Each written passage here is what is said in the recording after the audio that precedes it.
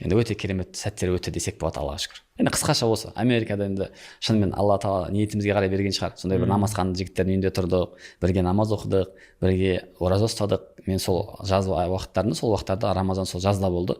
Рамазанда бірге ораза ұстадық, бірге ауыз бекіттік, бірге тараух намазын оқыдық. Қарап отырсаңыз, енді мен Америкада мешіт жоқ шығар деп ойлап сөйтіп кішкене барамыз ғой. Алланың қалауымен біздің Чикагоның өзінде мен қателеспесем 72 мешіт болды.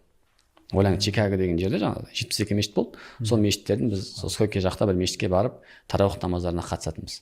Тараух намазына қатысып, жұма намазына қатысып, Аллаға шүкір, яғни былай айтқанда, яғни намазымызға ешқандай кедергі болмай, құлшылығымызға ешқандай кедергі болған жоқ, өте керемет өтті яғни. Яғни бұл да бір өмірдегі бір практикасы, өмірдегі бір тәжірибе болған шығар.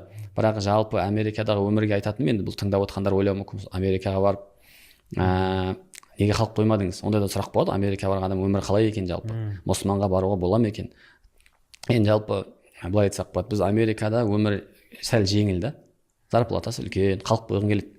Басында сәл қайтқың келеді, жылағың келеді. Енді бірақ жігіт болғаннан шыдайсың дегенде ғой. Бірақ шамалы қалып ақшаны көргеннен кейін адам андай нәрседе неге осы жақта қалмасқа деген ой келеді. Бірақ мені қайтарған нәрсе, айтайыншы, тек қана Нұрбаракты оқығандығым шығар. Аллаға шүкір. Өйткені Нұрбарак біздің шәкірт ұстаздар бүйтіп айтатын. Нұрбарак ілім алғаннан ілімнің зекеті деген бар. Бұл жерде оқығаннан кейін бұны беру керек болады. Нұрбарак ілім алғаннан кейін бұның зекеті деген нәрсе бар деп құя берген. Мен де андай сезімдемін ғой, жауапкершілік. Жоқ, мен Нұрбаракты бітіріп, ілімді жаюым керек болады.